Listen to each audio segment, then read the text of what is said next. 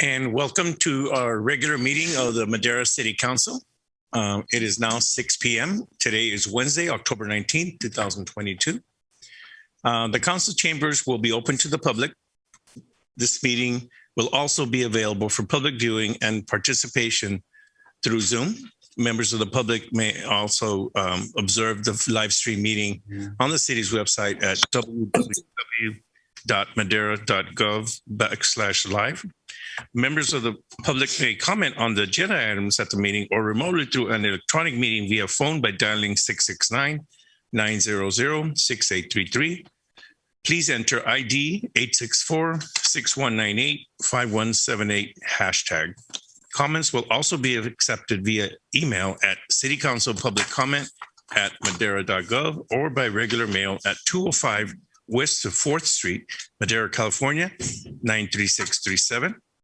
I hereby call this meeting to order of the regular meeting of the City Council. Alicia, would you call the roll, please? Mayor Garcia.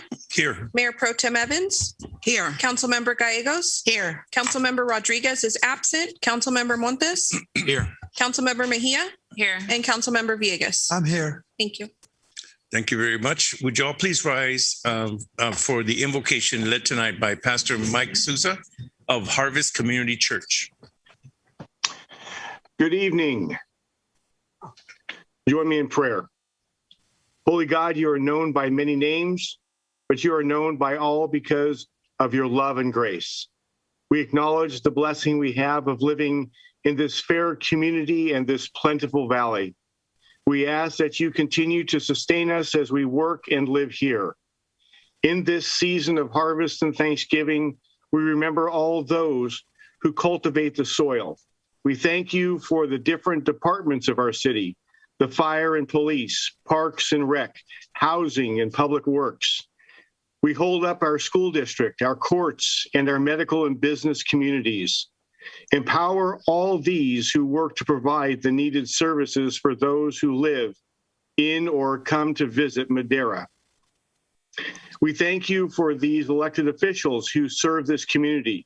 We pray that you give them wisdom so that they may govern well. We thank you for the work done by this council and their predecessors that has made Madera a safe, productive, and inviting place to live. Continue to direct them in the work that is before them.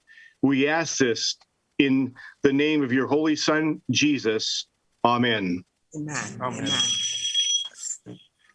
Standing for the Pledge of Allegiance led by Councilmember Villegas. I salute the flag of the United States of America and to the Republic for which it stands, one nation under God, indivisible, with liberty and justice for all.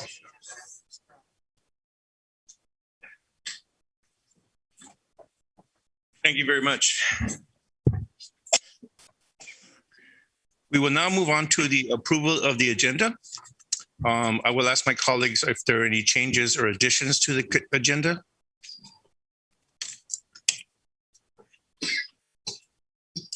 There you go. I'm sorry about that, Alicia. Yes, we have a late distribution announcement. This should be included up there. Alicia, would you read that, please? Pursuant to Government Code Section 54957.5, members of the public are advised that less than 72 hours prior to this evening's meeting, item D2 was distributed to the council and posted on the city's website after the agenda packet was posted. Members of the public wishing to view or obtain a copy of this item may do so by visiting the city's website. Copies of this item are also available at the podium. Thank you very much, Alicia. I'll go back again to the approval of the agenda. I will ask my colleagues if there are any changes or additions to the agenda. I so approve to approve the agenda. Second. Motion to approve tonight's agenda by Mayor Pro Tem Evans, second by Councilmember Villegas. Alicia, would you call the roll, please? Councilmember Gallegos. Yes. Councilmember Rodriguez is absent. Councilmember Montes. Yes. Mayor Pro Tem Evans. Yes. Councilmember Mejia. Yes. Councilmember Villegas. Yes. And Mayor Garcia. Yes. Motion passes unanimously. Thank you very much, Alicia. We will now move on to public comment. The first 15 minutes of the meeting are reserved for members of the public to address the council on items which are within the subject matter jurisdiction of the council. Speakers shall be limited to 3 minutes. Speakers will be asked, but are not required to, identify themselves and state the subject of their comments. If the subject is an item on the agenda, the mayor has the option of asking the speaker to hold the comment until that particular item is called. Comments on items listed as a public hearing on the agenda should be held until the hearing is open. The council is prohibited by law from taking any action or matters discussed that are not on the agenda, and no adverse conclusion should be drawn if the council does not respond to public comment at this time.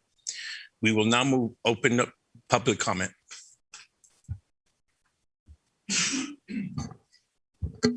Good evening, Mayor, members of the City Council.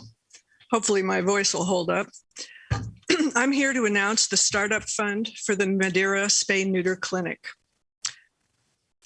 I'd like to take a moment this evening to introduce that we've recently received IRS 5013C approval for an incorporation in California called the Madera Spay Neuter Clinic.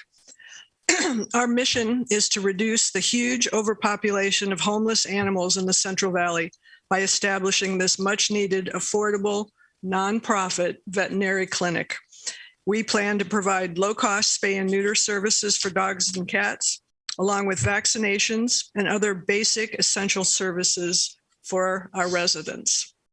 Although we are months away from providing these services, we initially plan to operate in a rented or donated space as funding and veterinary staff allow. And we also hope to be able to provide local pop-up spay-neuter events. For more in-depth information, please take a look at our website and business plan on our website at maderaspay-neuterclinic.org.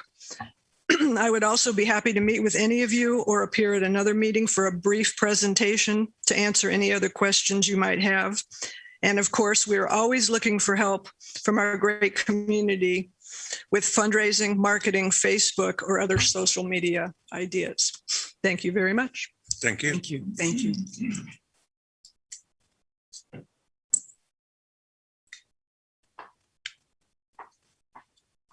Hi, my name is Monica Bravo. I am here to support the Juneteenth Day. For me, it's an honor being here. Thank you for this opportunity. I've been here to suggest set on the next agenda talking about the Juneteenth Day. It's June 19. So this is important day for the African American community, also for our community members. So here in Madera, we need to celebrate and show the respect to our community. I'm suggest to add in the next agenda for all of you guys, with all respect, incorporate the organizations, agencies, public and private workers, include this in the calendar for celebrate this day with all respect. Thank you so much for the time. Thank you.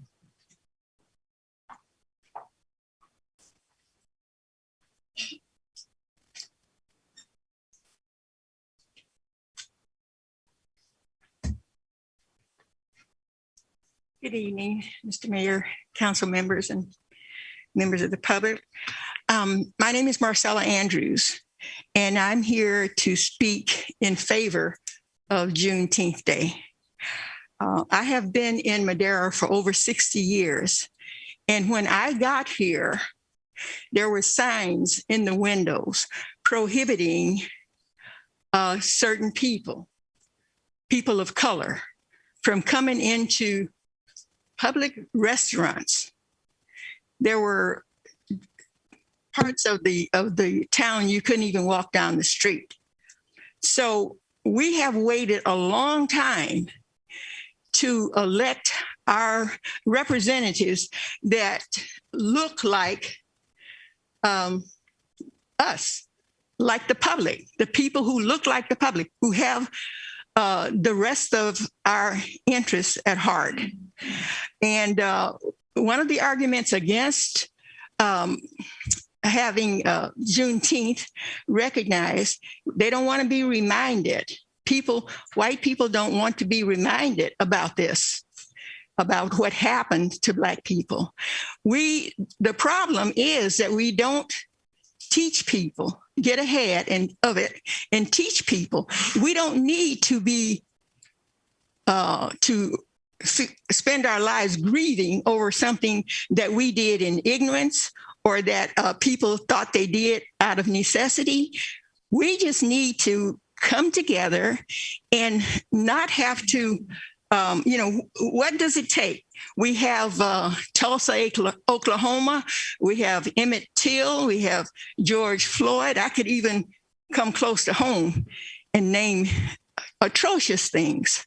The way we tell God and each other that we need to do better, that we can do better, is to do everything it takes to heal the spirit and the heart of the people who are still suffering.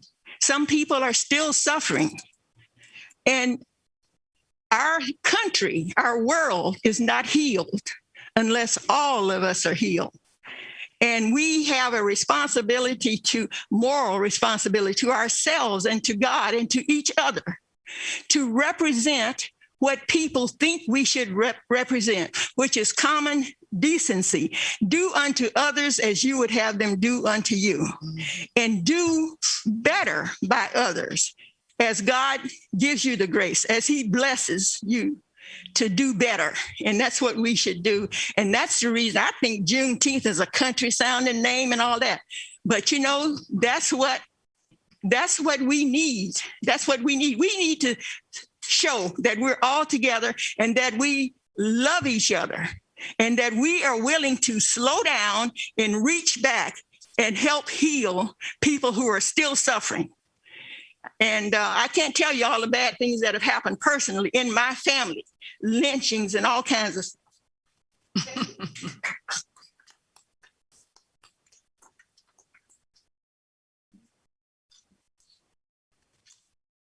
Good evening. I'm Pastor Neely of the Mount Zion Missionary Baptist Church here in Madera. I want to speak on behalf of the concerns about the Juneteenth proposal. I understand that this is just a informative proposal to make a request for the recognition of a paid holiday. It's not a deterioration of the respect or regard for Juneteenth. But I just want to say one thing about Juneteenth. Prior to June 19th, or thereabout 1865, when this country celebrated 4th of July, they celebrated supposedly the freedom for all, freedom and justice for all. We make a pledge of allegiance. We pledge for the freedom and justice to all. But how can one be in bond and the other be free? Until Juneteenth occurred, this was not a true statement that our country made and stood for. And I'm just saying, this is not a Black holiday. This is actually a release of the holiday for the nation, because the nation could not be healed until this was a full pledge agreement. And that's why we had the 14th and 15th Amendments put in, 13th, 14th, and 15th. And so we look at this in a light of like it's a Black thing. It's not a Black thing. This is an American thing. I'm speaking as a Native American. I speak on behalf of not just the African American community, but the whole community. We cannot be healed partially. That's called putting a Band-Aid on the subject. We need to seek healing. Thank you.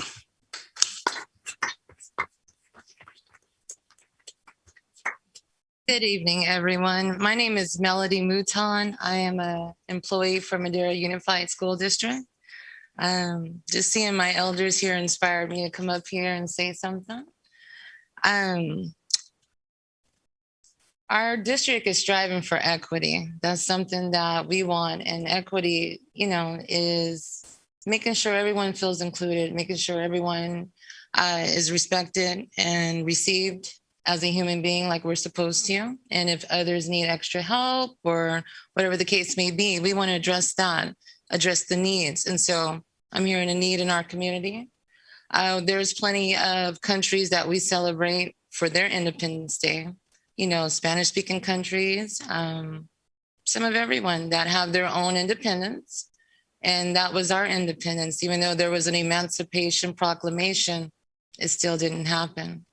So, just speaking from experience too, that this is something that's important to all of us, all of our families, that is of Black culture. And this is just another way of Madera opening up their arms and saying that we are trying to make a change. We are trying to stand out as a small community to include everyone. And it's going in the right direction. This is something that we can do together. It's not a big request. It's not something that can't happen. So hopefully everyone's hearts and minds are open, and we should be celebrating this. If it wasn't for the civil rights movement, there would be a bunch of other immigrants that wouldn't be where they are today. So let's just, remember that it was the Black culture that stood up to fight, not just for ourselves, for everyone, because it's only right. And like it was mentioned, we opened up in prayer. God is always here and he's always watching. So love is supposed to lead the way. Thank you, guys.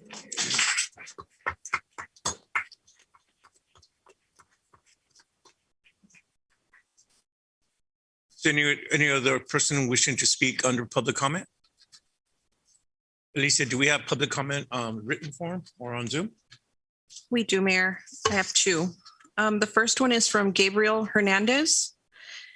And he states, want to point out that during the meeting on 10/5/2022 at 1:59 into the meeting, they did vote with Councilmember Villegas voting yes. Mayor Garcia voted no and asked for a revote because he did not like the outcome. Within 30 seconds of the first vote, Councilmember Villegas changed his vote to match Mayor Garcia. This is not the first time it has happened, and for the record, he has never voted opposite of Mayor Garcia. If this is not collusion, I don't know what is. Councilmember Villegas should not be afraid to vote as he wants. This goes along with other members who are pressured to vote with the mayor.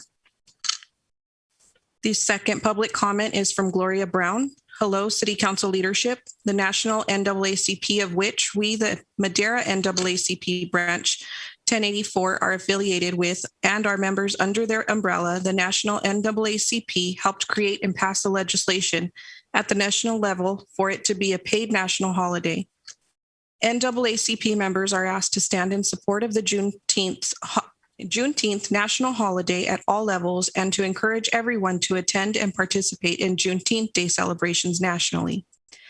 It is my sincerest hope that the City of Madera leadership, which is multicultural leadership for all Maderans or all walks of life, will appreciate its multicultural workforce in our city and permit all of its employees to share in the cultural history of Juneteenth Day with their families and learn of the rich historical facts about the celebration itself. It is our hope that you, each one, has yourself learned of the origins of the Juneteenth Day holiday, that you will reconsider your prior stance on not voting in the affirmative for the City of Madera to make it a paid holiday for all city employees. Henceforth, as of today's date, years prior, the date of June 19th, 1867, many Americans were born into slavery, were robbed of the right of freedom because of the need to make money for the landowners. Juneteenth Day celebration is a day of remembrance and reflection to many families and cultures, as well as an educational experience to our future generations.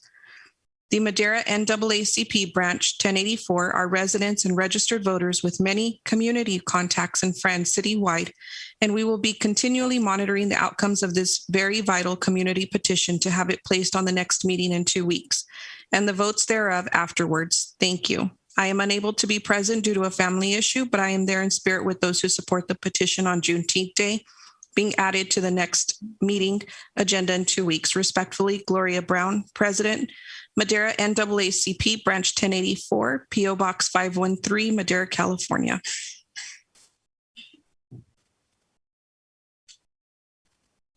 Thank you very much. If there is no other public comment, then I will close public comment unless someone wishes to speak. We will now close public comment on this issue.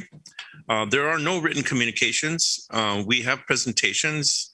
Let me get up here.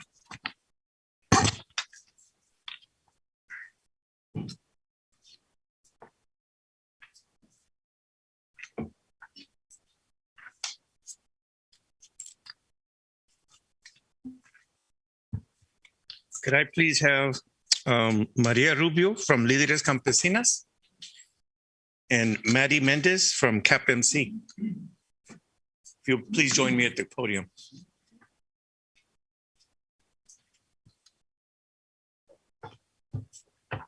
Maddie? Good evening. Thank you. So this is October is Domestic Violence Awareness Month. And so from the City of Madera, the Office of the Mayor, whereas October is annually recognized as National Domestic Violence Awareness Month, and whereas although progress has been made toward preventing and ending domestic violence, important work needs to be done. Domestic violence affects all people. Those from marginalized communities remain dramatically underserved here in California. And whereas children exposed to domestic violence suffer lifelong trauma. Therefore, be it therefore resolved that I, Santos Garcia, Mayor of the City of Madera, and on behalf of the entire City Council, do hereby proclaim the month of October as Domestic Violence Awareness Month. Signed on this day, the 19th of October, 2022, Santos Garcia, Mayor of the City of Madera. And so this presentation is for Maria Rubio and Mary Mendez.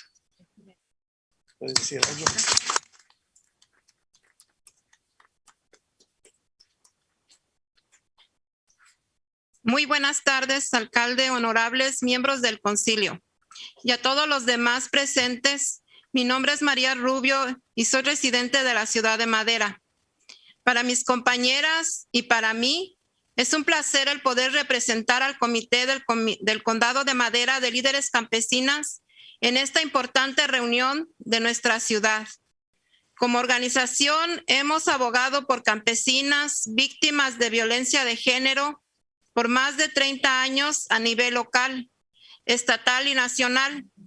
En nuestro trabajo de alcance y de educación hemos notado la gran necesidad que hay para apoyar a las víctimas de violencia doméstica. Un serio problema que ha incrementado aún más en los últimos años a causa de la pandemia.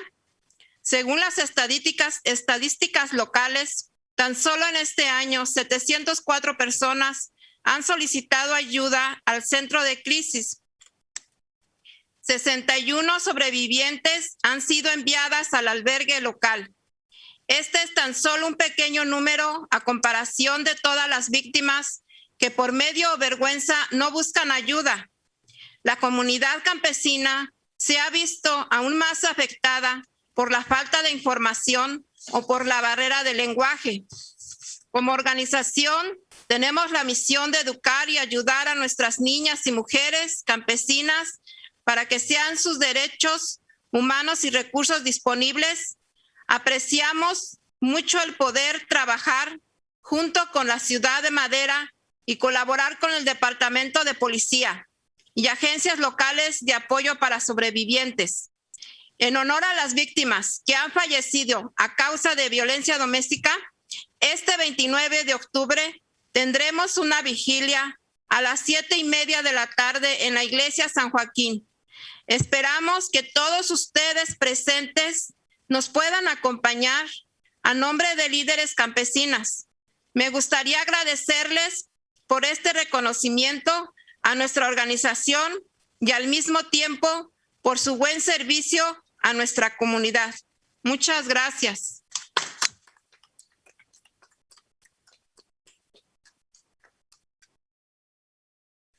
Good evening, Mayor, members of the council, members of the community. My name is Maddie Mendez. I am the executive director that oversees our victim services department. We receive domestic violence funding and we provide services in our shelter and services to victims of domestic violence.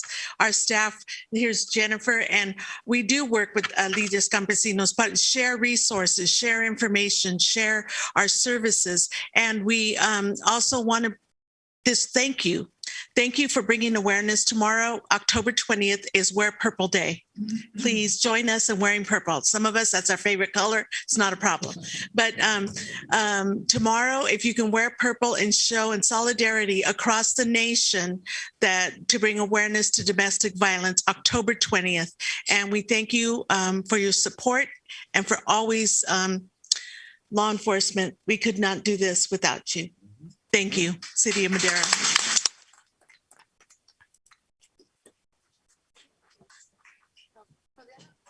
Sí, sí, traiga, traiga.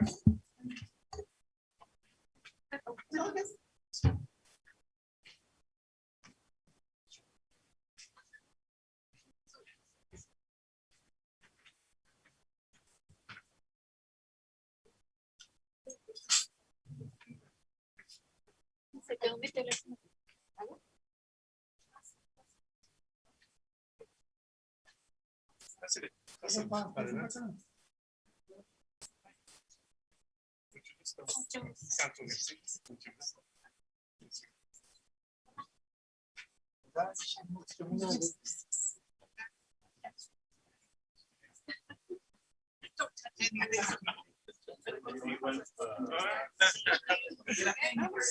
Absolutely. How do you fetch your puppy? Yes.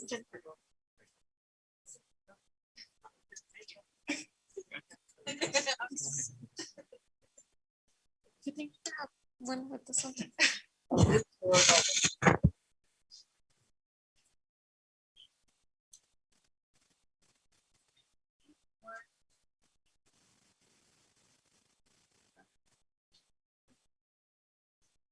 This is the first time our two agencies take a picture together.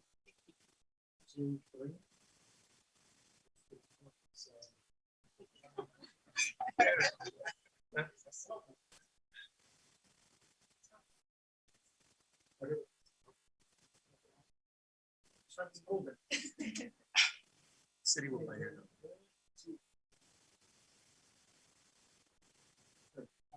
Thank you.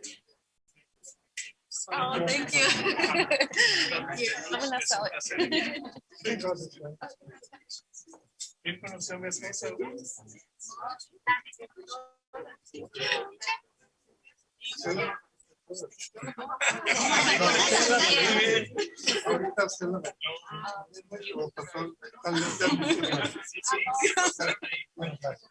Y la señora Caballero es muy buena.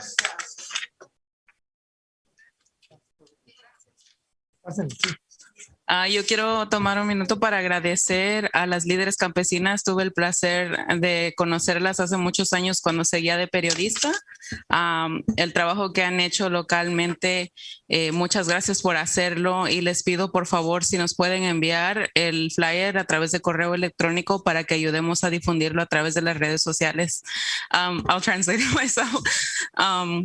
I just would like to thank Líderes Campesinas. I had the pleasure of meeting them years ago when I was still a reporter at the Madera Tribune. The work that you have done locally, we are very grateful for it. We know that it is very important work. And if you could also share the flyer, send it to us through email so that we can help promote the vigil on the 29th. Thank you. Yes, Hilda. Mayor and Council, before we move on, I would recommend that we be able to translate what Ms. Maria Rubio commented on. She made some very eloquent comments. I don't know that anybody can translate directly, but I can make an attempt to kind of cover what she said so all our members in our community can understand what she said. Would that be appropriate? Absolutely, absolutely, please. Oh, you have it on, you have it? That would be great, Mayor. Give it That's a shot perfect. First. No pressure, Hilda. No pressure. No, that's not what she said. I was doing it. Let's go. ¿Cómo se llama? Good evening. My name is Suguel Lopez, and I'm Líderes Campesinas Executive Director. But I'm going to translate what Maria shared earlier, and literally, because it's not translated here. So good evening, Mayor and honorable members of the council and everybody here present. My name is Maria Rubio, and I am a resident of the city of Madera. I am, for my compañeras, my colleagues and myself, it is a pleasure to be able to represent our chapter of Madera. Líderes Campesinos is a statewide organization, so we have a chapter here based in Madera. And as an organization, we have advocated for farm worker women, victims of violence, of gender violence, for more than 30 years at the local level, state level, and national level. During our work of outreach and education, we have noticed the great need that there is to support victims of domestic violence, a very serious problem that has augmented or increased, especially during the pandemic. According to local statistics, only this year, 704 people have solicited help to the local crisis center. 61 survivors have been referred to the local shelter. This is just a small number compared to the number of victims out there that because of fear or shame are not reaching out for help. The farm worker community has been mostly impacted because of lack of information or because of the barrier of language. As an organization, we have the mission to educate and to support farm worker women and girls so that they can know their rights and what are the resources that are available. We appreciate very much to be able to work with our city of Madera, to collaborate with the department, the local law enforcement department, and local agencies in support of the survivors. In honor of the victims who have passed away due to domestic violence, this upcoming October 29, we will be holding a vigil at 7:30 a.m. outside the church of San Joaquin Church. We hope that you can all join us. And on behalf of Líderes Campesinas, I would like to extend our gratitude for this acknowledgement that we are receiving today as an organization. And at the same time, we commend you for your great service to the community. Thank you. Maria Rubio. Thank you. What time does it start again? It's in the flyer. They're going to send us the flyer. Okay, so great. Thank you. We can also repost it on our website. Right. Okay. Muchas gracias por eso. And we will reproduce the flyer in our website to make sure that people get all the information. We now move on to, there are no introductions, there are no workshops. We will now move on to the consent calendar. Matters listed under the consent calendar are considered routine and will be enacted by one motion and one vote. There will be no separate discussion of these items. If discussion is desired, a member of the public or a member of the council may request an item be removed from the consent calendar, and it will be considered separately. Mr. Villegas, did you have something? Yeah, I was going to congratulate the women. Oh, okay. Thank you all for coming. Thank you for speaking up about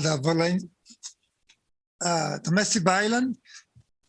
You guys are very brave women, and that's good for the community. So keep it that way. Speak up. Thank you. Thank you.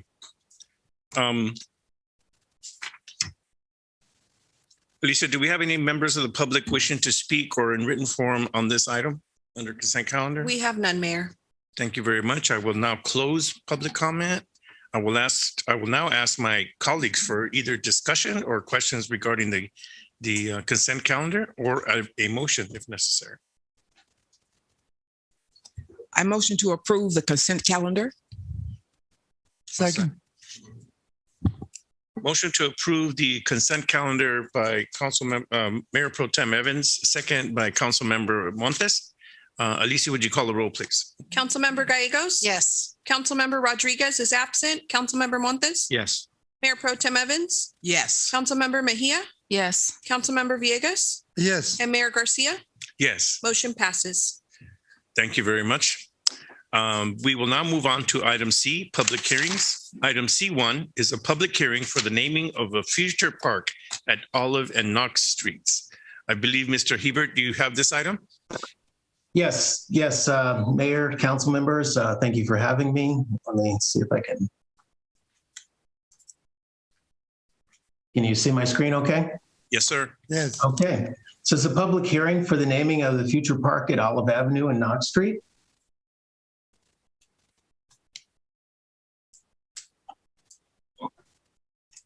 Let's see if we can get to the next slide.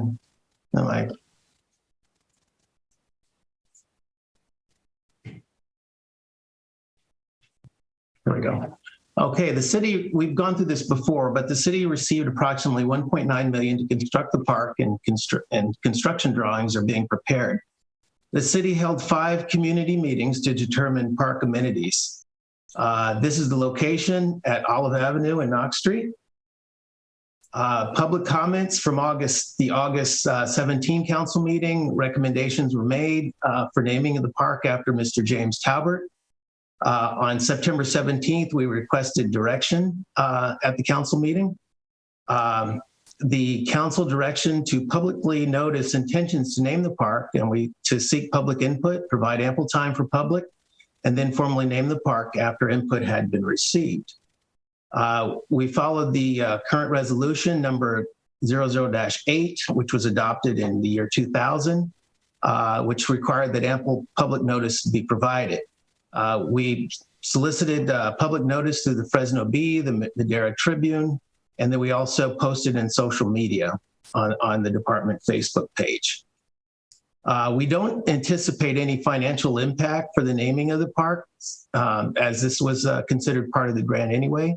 We plan to do a plaque once the name is agreed upon, and so this was already anticipated and the funds already provided.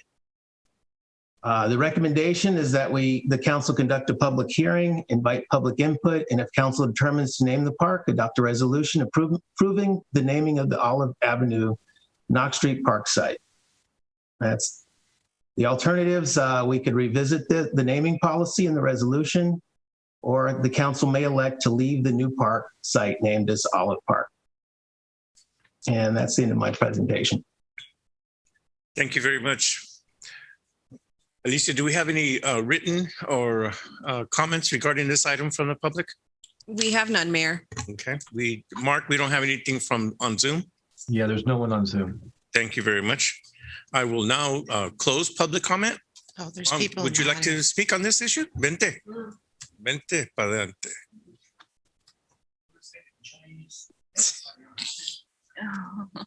Are you Chinese? Good evening. My name is Victor Montes. I'm a long resident of the Madera County. I live in the county, but as a Hispanic, I can say, hey, let's name it Cesar Chavez. As a Black, might be another name, right? But I believe in my heart that we need to recognize the local heroes also. And knowing Jim Talbert, the way he dedicated his life, his effort to work and beautify and better Madera, I believe he deserves to be recognized in a way, like something naming the park is not so big, but it's something that will give him a recognition. And not only recognize his effort, that, his love for Madera. He worked, what I understand is one of the persons that work in the deal to bring in Rancho San Miguel here in the area. Also work beautifying the east of Madera. I remember a long time ago, a friend of us had she bought a property on Yosemite, and at the time it was very deteriorated, and he helped a lot of businesses to get better, beautify the outside and all that. So in my heart and my mind, and the way I believe is that we need to recognize also the local people that do efforts and do put their utmost for beautifying and better the city of Madera. Even though I don't live in the city, but I enjoy the commerce that is around, the restaurants and everything. And I really believe in my heart that Jim Talbert deserves to be recognized in that fashion or that way. Just naming this park after him will be something that, we will say, hey, we appreciate what you have done for the city of Madera. He didn't have to, I believe, but he did it because he loves Madera. So I appreciate if you consider naming the park after Jim Talbot. Have a great day.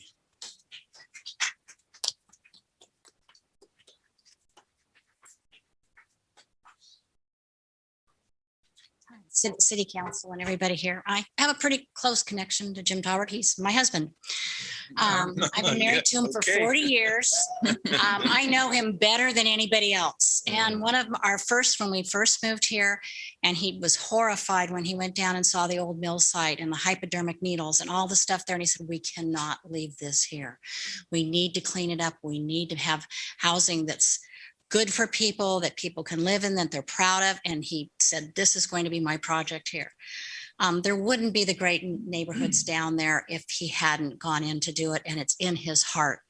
One of my favorite things was a little girl in my class. I taught for years at Monroe, which is the opposite end. And she came in and she said, I'm going to have to leave your class. She said, my parents, my mom, she was a single mom. My mom got a house and I'm going to have my very own bedroom. It was one of the first houses that ever went there. And her mother just sold it not too long ago. They lived there about 30 years. People don't know that Jim also, children are his heart, and he did so many other things for kids, and parks are for kids that people don't know about. He coached soccer for 5 or 6 years. He always made sure the kids had, the soccer people provide the shirts and the socks, but he made sure all the kids on the team had shoes. He made sure everybody had shorts. He made sure everybody got to practice. He made sure everybody got to eat snacks. We'd send home dinner with kids because they didn't have the food to do it. He coached Little League forever, same type of thing. Took on probably the most unwanted job in Little League. He became the umpire in chief, and nobody likes the umpire in chief, but somebody had to do it. And he said, fine, I'll take all the flack from everybody because we can't have a Little League if we don't have an umpire in chief. Again, made sure the kids got to practice, made sure that they had all their clothes. If parents couldn't get them to practice, he'd go pick them up. If they couldn't bring them back from games, we had several kids spend the weekend at our house because the only way they could play Little League is if they had someplace to go on the weekend. Basketball, same thing, coached basketball for 6 or 7 years. High school team, he'd have all the kids over to our house because they had maybe 3 hours after school before the games. They'd all come over to our house. He'd make sure they were all fed. We had food for them all.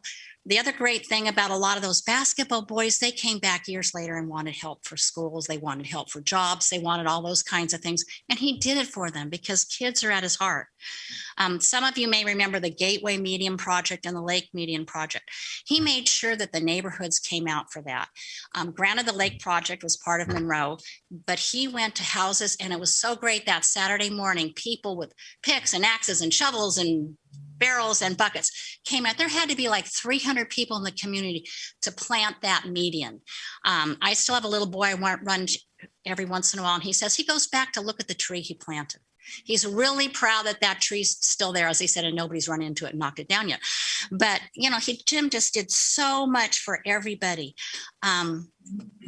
Madera and the East Side and making it look good is his heart. And I personally am really proud that people want to name the park after him. And I hope you do, because he's given so much to this community. And maybe, as somebody said, it's just a little something, but it's really a good something. And because it's got to do with kids, it's even better, because kids are at the heart of everything he does. So that's what I have to say.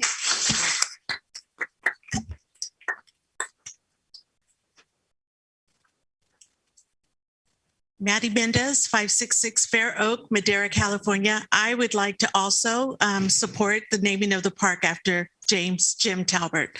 I've worked with Jim in many capacities, but the force and being a part of a nonprofit and going to a meeting about, let's just take La Esperanza.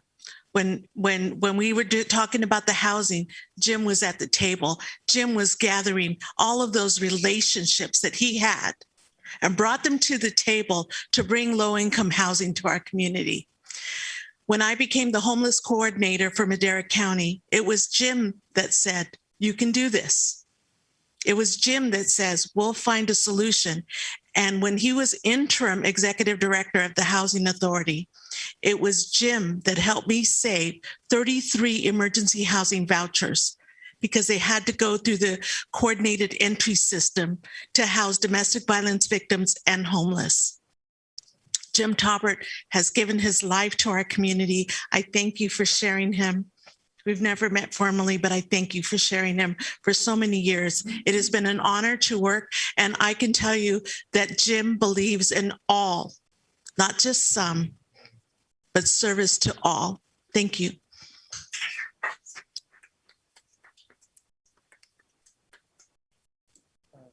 do it from here, bro. Well, this is not my comment. So I'm not going to follow Maddie and Mark. It's just someone else's. It's somebody else's comment. Yeah. So I'm going to read it into the. You can have at that's least fine. I'm here already. No, you can. It's usually, if it's from somebody else, it's usually the city clerk that reads it. Okay. I received a voicemail regarding support for this from somebody else. Can I just paraphrase? I received a voicemail regarding it. It wasn't written. You can still do it from the dais. I'm already here. Might as well do it. I would recommend you do it from the dais. So this is It's just that you have a role. You're an is- elected city council. Yeah, but when you step down, you're a We're not citizen. objecting to you saying anything. It's just right. So this is from. So it's okay if I do it here, though, right? Yeah, I'm you're not citizens. breaking any rules. It's not it's not it's not a best practice Okay, I'll that go governing back up boards. there. Yeah. Thank you. Appreciate Done it that. for years.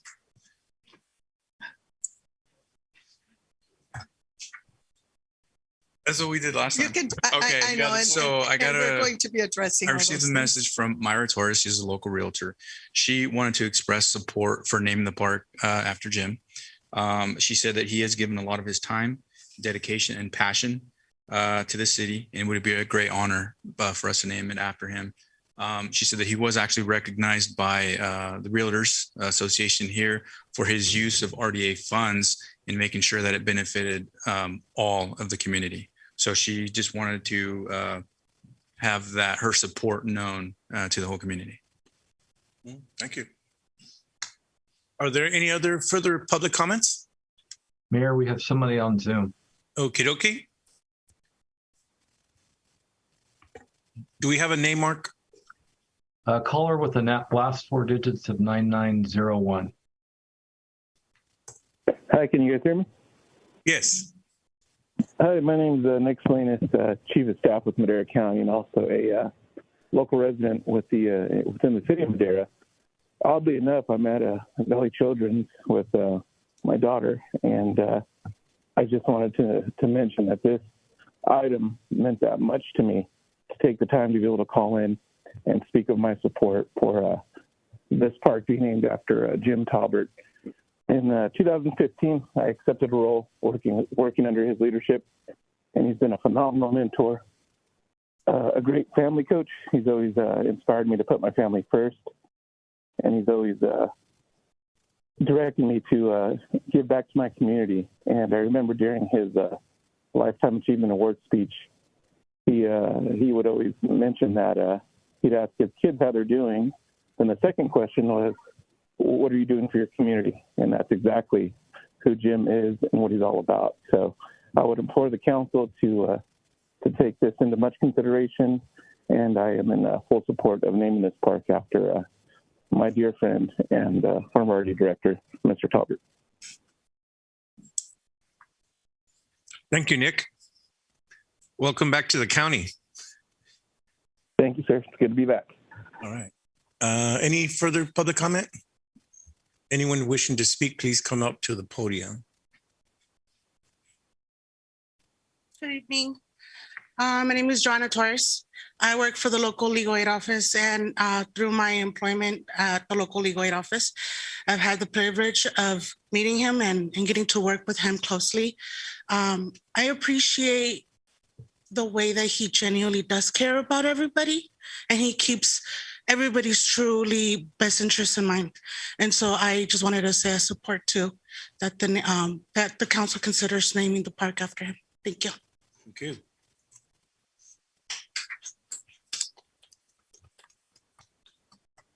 Any further public comment? Seeing none, we will now close public comment. And my colleagues have been waiting for a while. I'm not sure who goes first, but I'll go ahead and start all the way to my right. Mayor Pro Tem Evans, do you have a comment? No, I'm going to pass. Okay.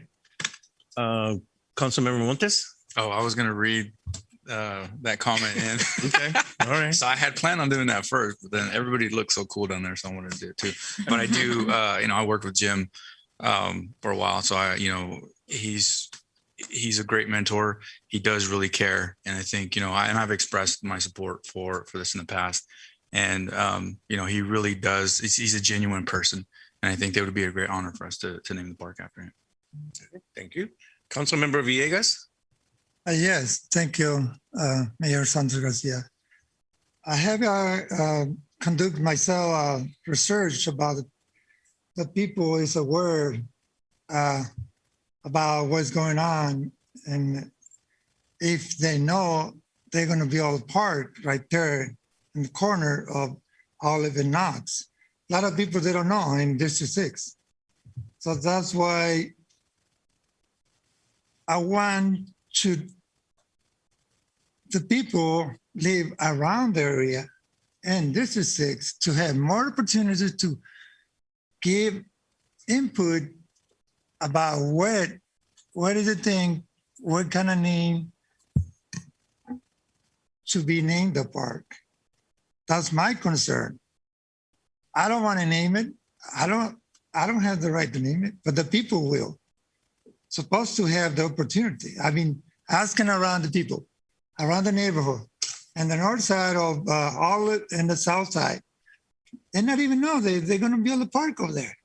So I think workshop will be more convenient to let the people know, come out with opinion about what name of the park, because it's about the people live around there too.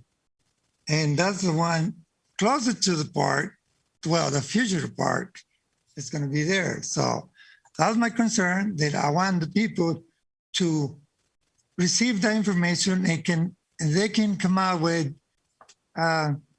maybe another possible name for the park.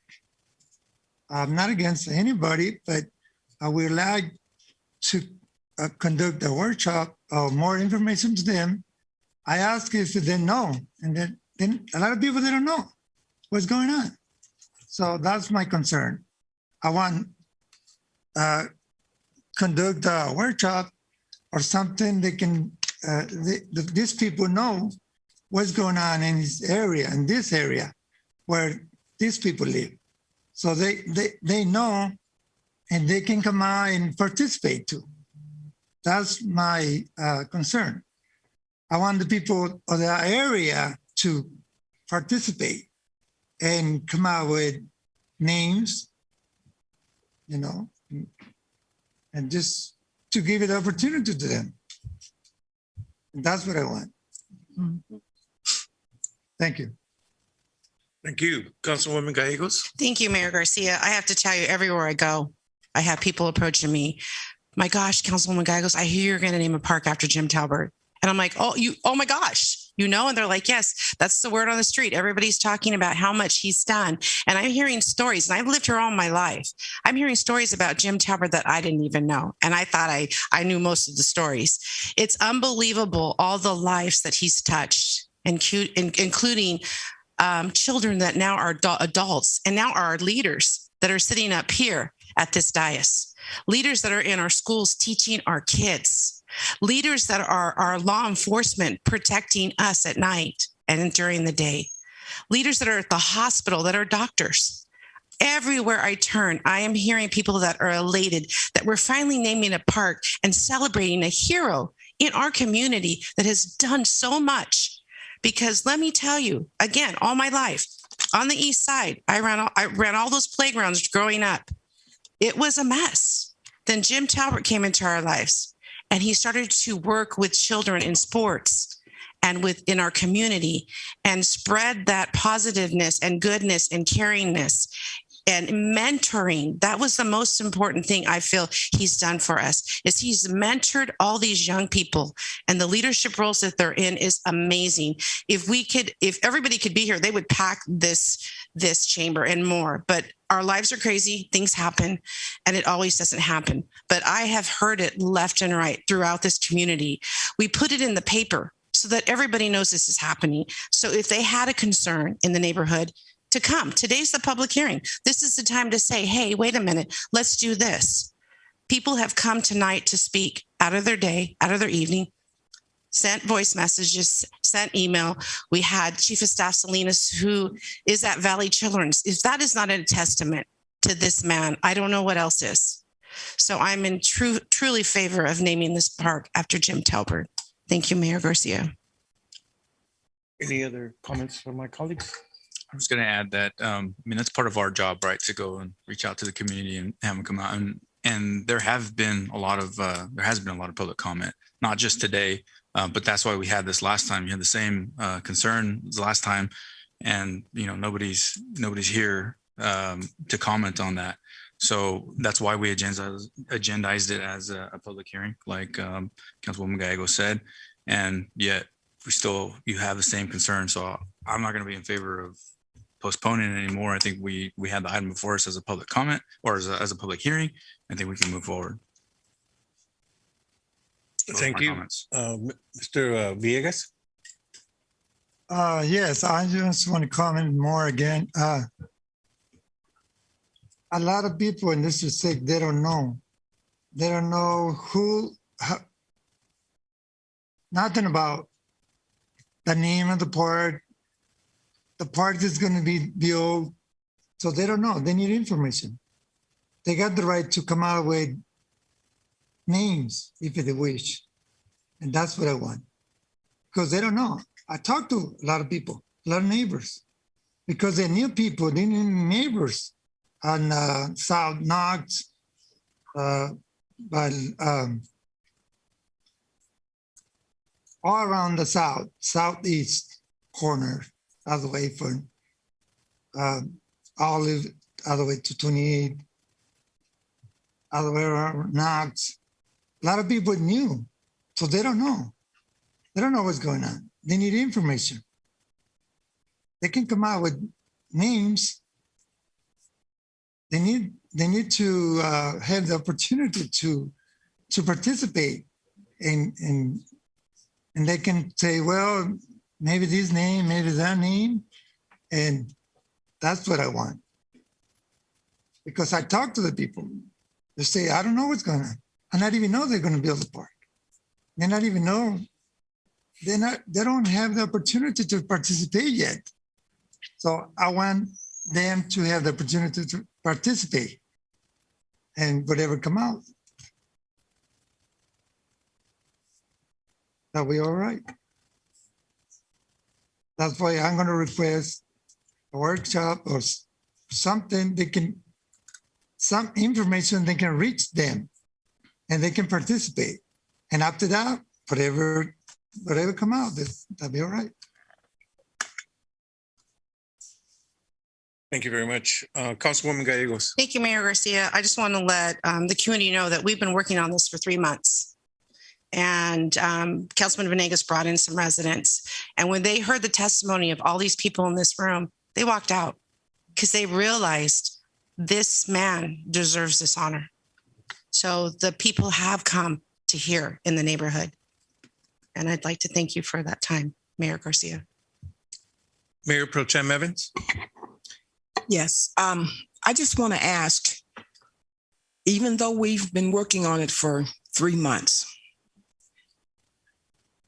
let's give the community that lives there in that area, if they have something to say, whether we name it after Jim Talbot or not, but give the residents of that area where the park is going to be built the opportunity to come. Yes, we had 2 residents that showed, and they did get up and leave. And I don't know if they really left because of the fact of the testimonies, or maybe they just were shied off as to what was being said. But we all are here to stand for the people in our area. And the park is in Mr. Villegas's area. So if need be and necessary that we have to prolong it and allow some of the residents from that area to come, then I'm in favor of allowing the residents to come and just have a say. Not saying that it won't be named after him, but if we're in a democracy, let's do what we need to do and just allow people to come. Mr. Villegas, if you can get your residents in the area to come and to speak, then that would be fair. And at that time, if it doesn't happen, then we'll move on and we'll press on. And I will vote at that time for Jim Talbot to be named the park to be named after Jim Talbot. But give the residents in the area, since you said that they don't know, give them the opportunity to be able to come and have their say, because the park is a park that they will be using and their children will be going to. So I understand the things that he's done in the area. I understand also that he's worked for the city. And yes, we've all done things in the city. So we all have had jobs here in the city. And we all have been paid here in the city. So sometimes we may go an extra mile, but just allow the residents of that area to be able to come in and speak. And if they don't show, then we'll move on. And that's my take, and I pass the baton back. Thank you very much. Councilwoman Mejia. I have enjoyed learning more about all the public service that Mr. Jim Talbert has done throughout his life. This item has been on the agenda more than once. And I think that part of our democracy, it allows us as representatives, as elected officials, to be proactive and to really engage with our community and let them know if they're not coming out. This is what's happening. This is why it impacts you. I think that those that have showed support for naming the park after Mr. Jim Talbert have either showed up in person, they have sent in their comments, they have made phone calls, but they have made an effort to get their message here. And I think that it's our responsibility. If we feel that our community, Southeast Madera, is not being heard, we go out there and we talk to them and we get them to come out here, whether it be through Zoom, through a phone call, through paraphrasing messages, or just coming out here. It has been on the agenda more than once, and I think that it is plenty of opportunity to move forward. I also appreciate the fact that Mr. Talbert, he did so much work here, and I think that it would be inspiring for our children to see someone that is from Madera to doing public service, and that they could look forward to something like that, be local heroes. We're still a small enough town that, a lot of us know each other and a lot of us can recognize each other's work. He's still alive, thankfully, and I would want him to see this while he's alive. And those are all my comments. Thank you, Mayor. Councilwoman Gallegos. Thank you, Mayor. I just wanted to share one more tidbit of information. I am District 1, but I'll tell you, if you ask anybody on this dais, I represent this whole city. It doesn't matter what district you're in. The reason a park is going in there is because I advocated for that for years. I've been on this dais for 6 years. It has taken me probably 4 to finally get the gentleman who was on that land to a new location, because it wasn't safe for our residents to turn on Knox. You turn on Knox, it's really tight, and then it goes whoosh, like 50 feet. It's not a safe turn. A lot of accidents happen there. I finally got a stop sign there to kind of mitigate some of that. But I tried to tell our staff, this is where our city manager was here, because once he got here, he took care of it. I said, we have a lot of accidents happening there. We're building another part of those homes across the street, benchmark homes, more residents, more students. We have Sierra Vista right there. Something has to be done. So again, not that district, but advocated hard and made sure that was going to happen for the safety of our residents and our kids.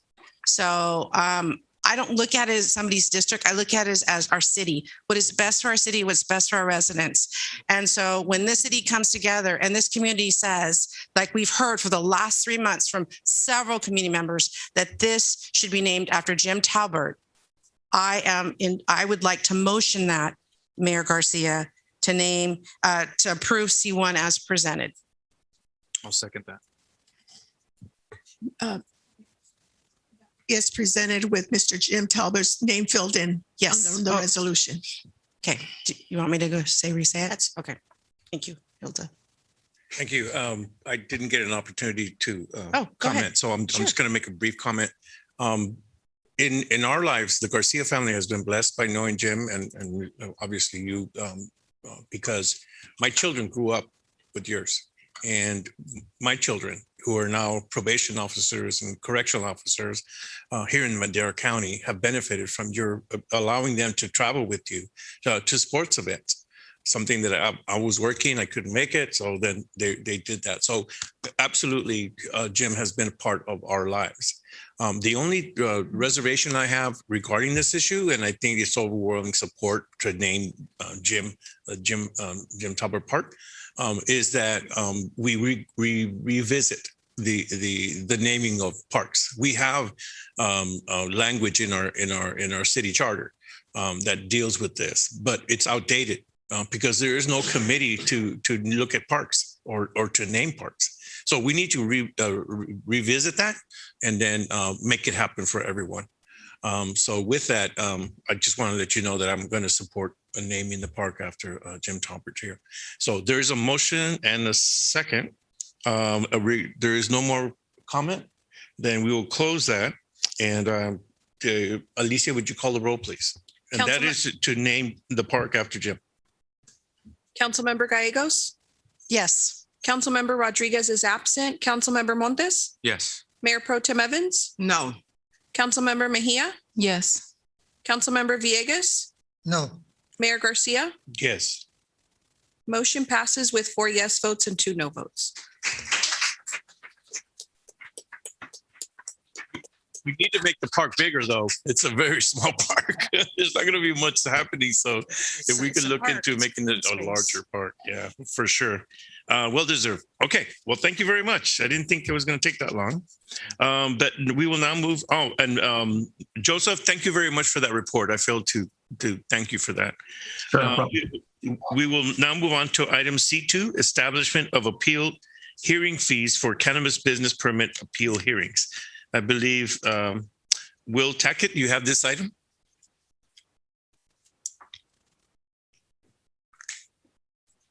Oh, there's Will here? It's James Troyer. Excuse me? That's okay. The presentation will be by James Troyer. Oh, okay. All right. Thank you. James Troyer. James?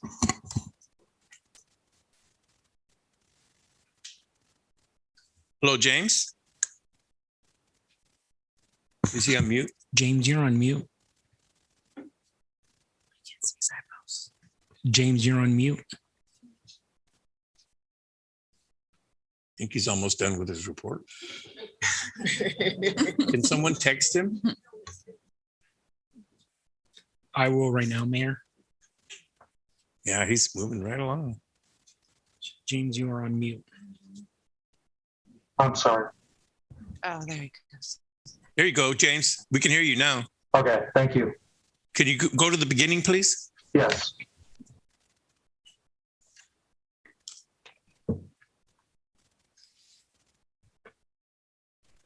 So this is a request and an update to the City Council on the city's cannabis process to date, and a request to adopt a resolution establishing appeal fee hearings for both a future cannabis hearing officer and for applicants that are having an appeal hearing before the City Council. So our cannabis accomplishments to date, the filing period for cannabis applications opened April 15th and closed June 20th of 2022. We received several people, dozens of people that participated in the Zoom meetings process, and the phase 1 application process included city staff verifying zoning for various properties and answering questions via email and phone. The city received 26 standard applications and 2 social equity applications. The phase 2 process is applications were reviewed by the city's cannabis consultant, HDL, and to advance past the stage 2 process, applicants had to score over 90% total scoring on their application. And everyone but one of the standard applications and both social equity applicants scored over 90%. In the city's cannabis application guidelines, it states that the city will advance a minimum of 10 standard applicants to a phase 3 meeting. Social equity applicants will have a separate phase 3 meeting. And the phase 3 meeting is basically a public meeting It's open to the public. It's open to the business community. It's open to residents. It's open to applicants. It's open to everyone for city staff to outline the process to date and what the future process is, and for any interested parties to comment. And dot one is what I just described. It'll be a notice public meeting. Residents and interested parties will be commenting. After the phase 3 meeting, the city manager will advance a limited number of applicants to the city council for final consideration of cannabis business permits at a council meeting or meetings. Applicants who are not invited to that phase 3 meeting have appeal rights. And the first level of the appeal rights is a city appointed hearing officer that will hear testimony from the applicants and testimony from the cannabis consultant about the scoring of their applications. In order to go through that process, the city has sent a request for proposals to various firms to hire a hearing officer. That process is ongoing now and will close in November. And the city council will appoint a hearing officer at a future council meeting. Applicants that are denied at the hearing officer level have final appeal rights to the city council. We reviewed the costs of the hours and the various costs per hour of various personnel that will be involved in the appeals. This is the appeal fee for the hearing officer. You notice 9 hours for a hearing officer. That could be an extensive hearing. Plus there's an extensive report and findings that they have to draft to provide for city staff. And the hearing officer and the cannabis consultant will not be a part of the city council appeal process. So the senior planner will compile all the record and will work with the city attorney on bringing the appeal to city council. So recommendation is to adopt the attached resolution certifying the appeal fees as presented in the staff report in the PowerPoint, and direct the city manager to add to the master fee schedule, and find that this project has been previously analyzed and there's no further action required under the California Environmental Quality Act. I'm happy to answer any questions. Thank you very much for that report, James. Lisa, are there any public comments either on Zoom or written form from the public? We have no written public comment, Mayor. Is there anybody in the chambers wishing to discuss this proposal? Seeing none, we will close public comment and we will bring it back to our council for discussion and our questions. Wow. Okay. Then I will ask for a motion. Mayor, move to approve item C2 as presented. I second it.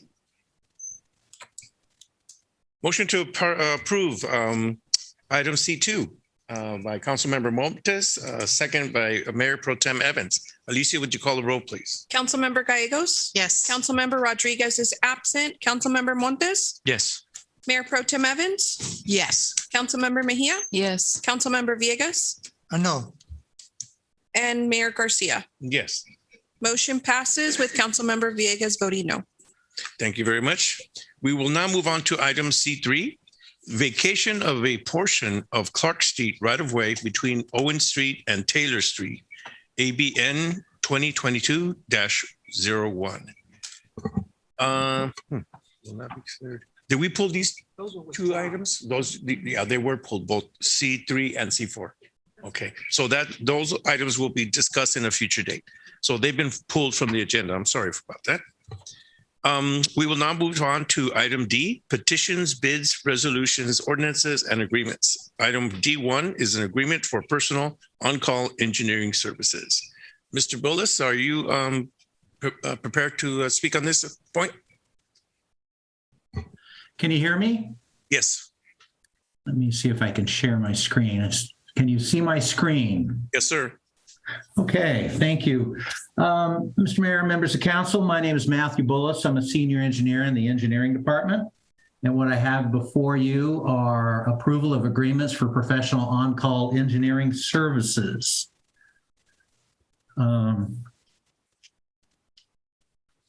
Basically, what is an on-call agreement? On-call agreements are used by the city. This is the definition I'm throwing out there. Are used by the city to mobilize professional services quickly and easily under pre-negotiated terms and conditions on an as-needed basis, and shall be used by the city for work and services as determined by the city. And the services are needed, as services are needed, specific task orders are initiated by the staff to be completed by the consultant. So on-call agreements, why would we want to use them? In a nutshell, we believe it saves time, staff time to put this together. It keeps the projects moving forward. The consultants are more responsive to on-call agreements. They're basically super busy and not providing the services, the RFP solicitations as they should. Common practice is happening with the neighborhood communities. And I want to point out the maximum agreement amounts that these show are not a guaranteed item, and they will vary depending on the scope of the project. So as a background, public on-call agreements are used by cities, public agencies as a cost-effective way to streamline the CIP process. Local agencies currently using these agreements are City of Lemoore, City of Tulare, and the Selma Kingsburg Fowler sanitation districts. And I did a quick search online today, and there was probably 30 other cities within the state of California, down in Los Angeles and up in San Francisco, that also use these agreements to effectively get consultants aboard.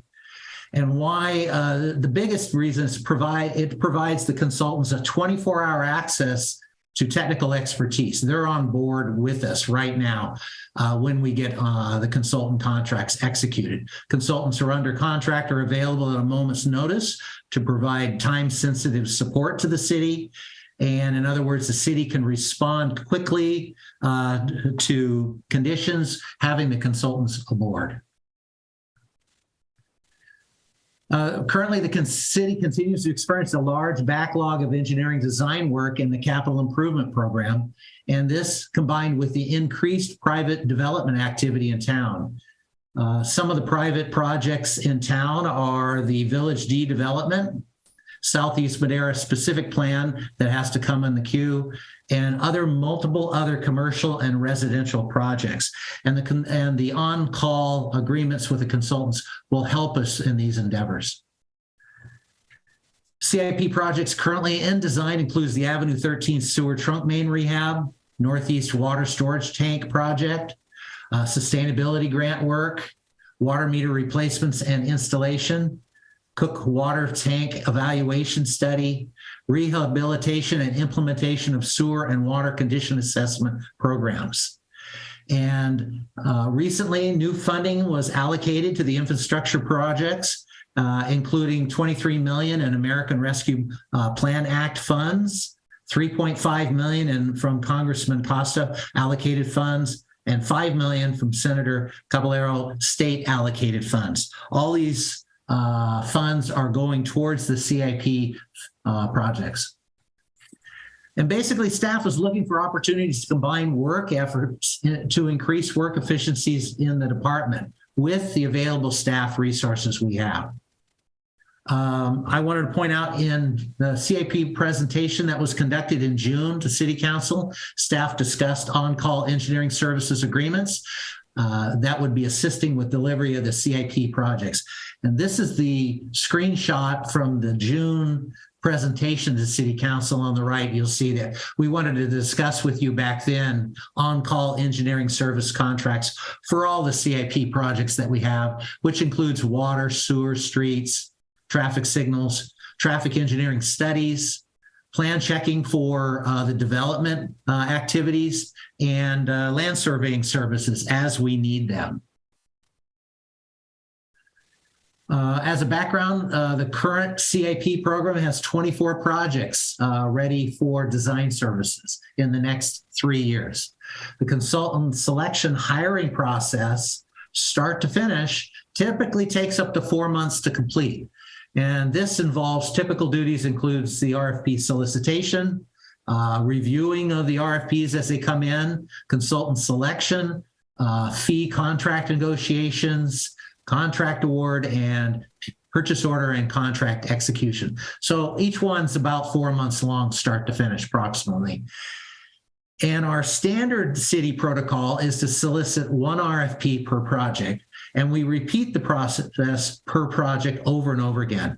This can be a bit time consuming with a large volume of CIP work on the books. For a background, the last 3 years, the city has issued 8 requests for proposals. We've gotten minimal response from vendors. As a background, we received 2 solicitations, on 2 solicitations, we received only 1 response. 1 solicitation, no response. 3 solicitations, we received 2 responses.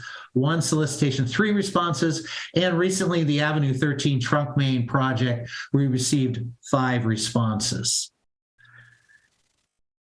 The average value of the contracts that were executed, those 8 contracts, was $242,000 in design services. And of the last 3 years, the city has contracted with 8 consulting engineering firms for various specialties. And going back, I want to say that up here I said we had 8 RFPs submitted, but we ended up with 12 consulting engineering firms. We actually negotiated under the provisions of our negotiation process for 4 additional consultants. They were small contracts that were allowed to be issued by the city engineer. So today, what we're looking at is staff solicited professional on-call engineering services on the as-needed basis for these services. And this will allow the city to distribute all available CIP work for the next 3 years to the 10 consultants that we selected, expediting the process through initial contract phase. The consultants that we selected have a wide base of experience and cover all the department's needs. They cover all the engineering services that we're looking for within the 10 consultants. Each one's a little specialized, but of the 10, they cover all the bases. Now, I mentioned the last 3 years, we've contracted with a total of 12 consulting firms for engineering services. I mentioned that the on-call services agreements before you are for a total of 10 consultants. Each consultant agreement would be a 3-year contract with possibly 2 1-year time extensions. And the maximum is $300,000 per consultant per year. The total cost over the 3-year term would be $900,000 per consultant. That would be multiplied by 10, $9 million for the 10 consultants. And I want to point out, none of this work is guaranteed. This is just a maximum cap, and it allows us to, if other work comes in, we have the consultants on the queue to do it. I want to point out that of the 10 consultants, 2 of them will never reach the maximum limit. They are very specialized. Cal Consulting does a lot of our modeling work, water modeling work in town, and TJKM is a consultant that does a lot of traffic studies. Their contracts are not going to reach those maximums, but we did select them under this provision. A great majority of the program funds are enterprise, utility enterprise, water and sewer, gas tax, Measure T, grant funds. Little, if any, of the funding mechanisms under this program are general fund allocations. So, like I said, on-call consulting agreements are an effective way to retain consultants, and I want to point out the RFP received excellent response. We received 12 responses to this RFP, and out of that 12, like I mentioned, we picked up 10 of the 12 consultants for these contracts. And basically, the on-call agreement will be used as a master agreement. Individual projects in the CIP will be sub-allocated by the city engineer through task orders within the limits of the agreement. I want to point out that this work does not outsource any of the need for our engineering staff. In general, this expertise in the city, we do not have, and hiring the consultants meets the demands that we need. and it allows us to use our current staffing level to the maximum under this program. So the recommendation before you is to adopt a resolution, approving consultant service agreements with the 10 consultants, which I'll name: AECOM, Yamabe and Horn Engineering, Blair Church and Flynn Consulting Engineers, Provost and Pritchard Engineering Group, Peters Engineering Group, Odell Engineering, Quadnoff, AM Consulting Engineers, Akel Engineering Group, and TJKM Consultants, in an amount of $900,000 for each agreement for professional on-call engineering services. That concludes my presentation. I'm available to answer any questions, and Keith and Ellen are also on the phone and are available to answer any questions on this. Thank you very much, Mr. Billis. Alicia, do we have any public comments from the public, either written form or on Zoom? Mayor, I have one written public comment from Kirk Atamian. Why do we need 12 on-call engineering services at $900,000 per agreement? My suggestion is to narrow it down to 5 or less to handle the job. This way, the engineering services become familiar with the city of Madera. When you spread it out to so many different companies, no one becomes an expert in Madera. Also, any company that is approved should not be allowed to do clients' projects with city. This will cause a conflict of interest. Last thing we need in Madera is engineering company approving each other's projects as favors. The company we hire should be held to strict timelines so we don't run into issues we have with outsourcing that planning has. $10.8 million is a big hit to city budget, especially with very good chance of a recession coming. I can answer a little bit of that question. We could have hired 1 or 2 consultants for the large value. But we wanted to, this is basically a lot of the engineering consultants that are in the community in the Fresno, San Joaquin Valley. And we wanted to spread the work to smaller consultant groups, smaller values. Instead of coming to you with 2 or 3 very large contracts, we wanted to spread it to 10 consultants. And in particular, we felt that it would be easier for the consultants to get in the queue and answer and attain, help us with the contracts that are smaller in nature. Also, they've mentioned 10.1, I believe. I don't have it in front of me, but as I mentioned before, this is a maximum cap. In your council report, on page 2, we had mentioned that right now we anticipate approximately over the next 3 years, $3.9 million in design services alone in the CIP program. You add to that the need for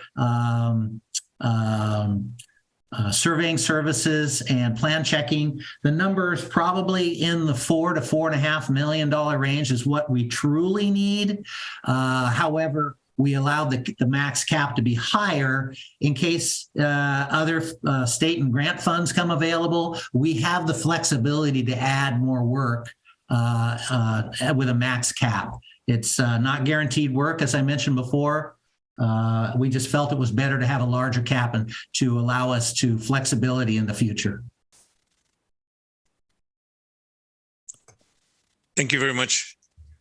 Are there any other questions or comments from the public? If not, then I will bring it back to I will close public comment and bring it back to my colleagues for comment. Councilwoman Gallegos. Thank you, Mayor Garcia. I would like to just compliment Engineer Helmworth and his staff. Station 58 was built, our fire station. I went through the RFPs, 15 of them, and you guys went through 12.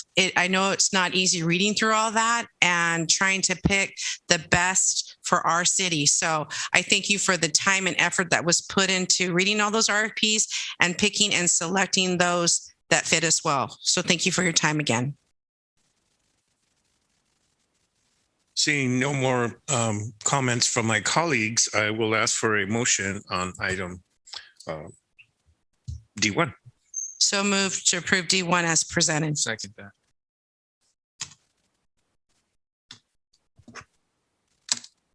Motion to approve item D1 by Councilwoman Gallego, second by Councilmember Montes. Alicia, would you call the roll, please? Councilmember Gallegos? Yes. Councilmember Rodriguez is absent. Councilmember Montes? Yes. Mayor Pro Tem Evans? Yes. Councilmember Mejia? Yes. Councilmember Villegas? Yes. Mayor Garcia? Except for Jose. Yes, sorry. Motion passes. Thank you very much for that. Thank you very much for that report, Mr. Bullis. We will now move on to item D2, consideration of an appropriation of funds from the general fund for purposes of the planning department and personal support contracted services account. Hilda, I do have one question. Sorry about that. I noticed that you got up. Do we need to continue doing the roll call vote as we're doing, or?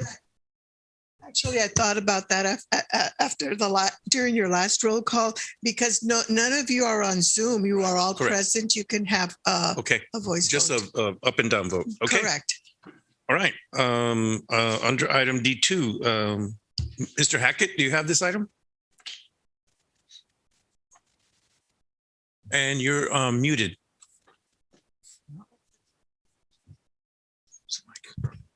Yeah, Mark's gonna have to do something. Will, you're not muted, but we can't hear you.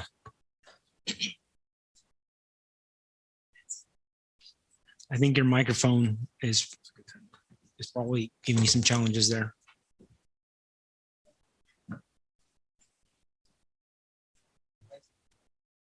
Since we have several council members leaving the room, I think it would be appropriate to call for a brief recess. Excellent, Mayor. Until we get the folks back, plus whatever issue Mr. Tackett has. Okay, sounds good. I think so we'll take a 5-minute break.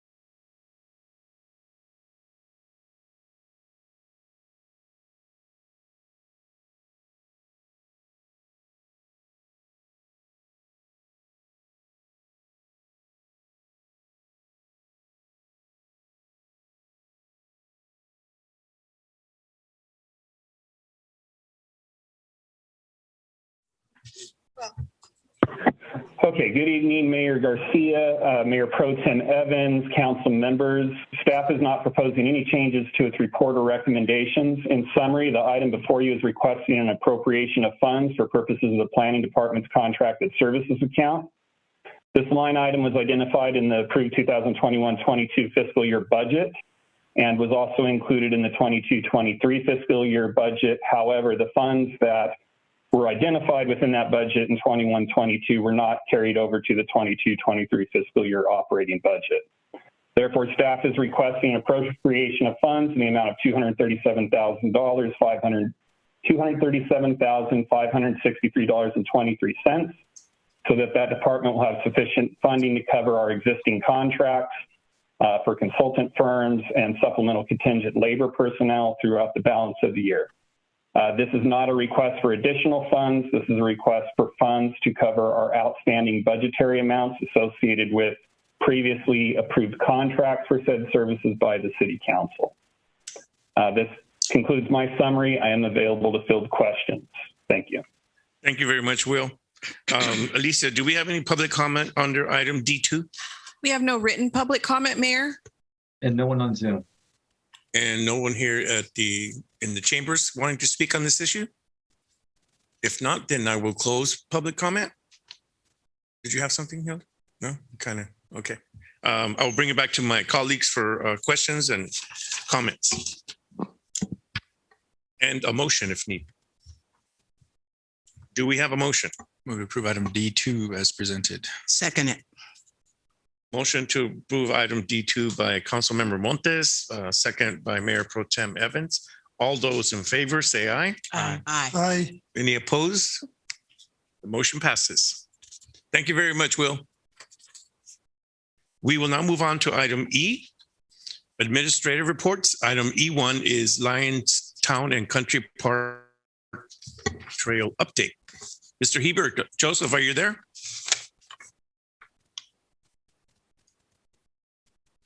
Yes, I'm here, Mr. Mayor. Can you hear me okay? You see my screen okay? Yes, sir. Okay. This is a Lions Town and Country Park Trail update. And in summary, the per council request an informational report to discuss Lions Town and Country Park Trail.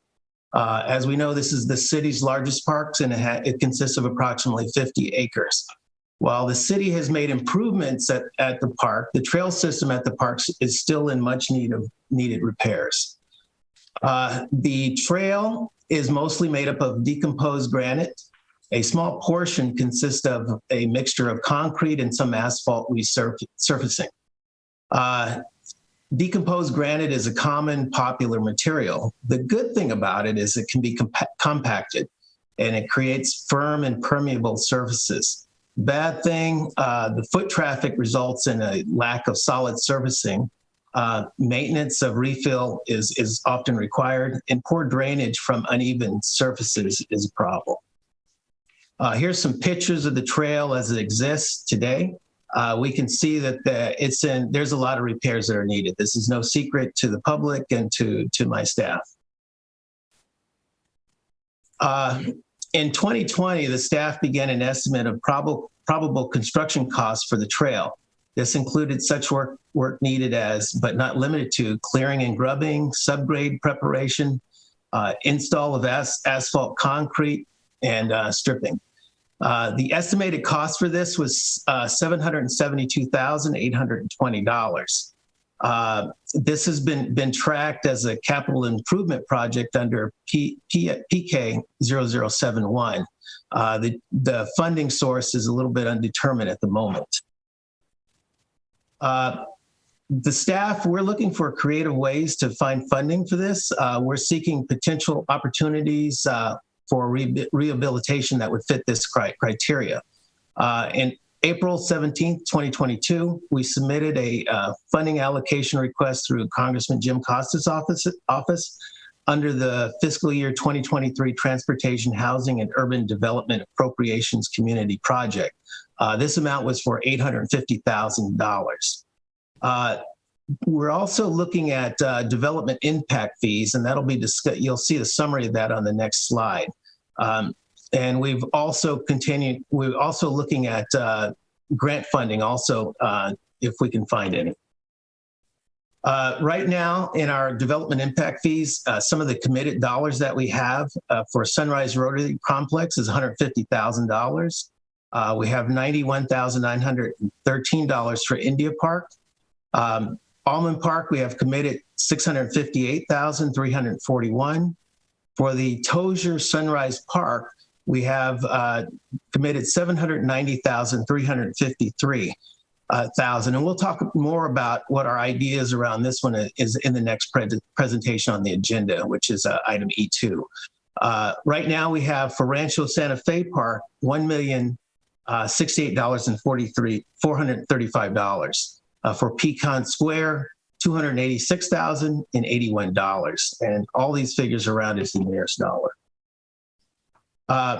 In summary, what we have a total committed development impact fee funds of $3,045,124,000. We also total funding for our impact fees are $3,833,156, which leaves a delta of $788,032. This report's for informational purposes only, and no action is being requested from council at this time.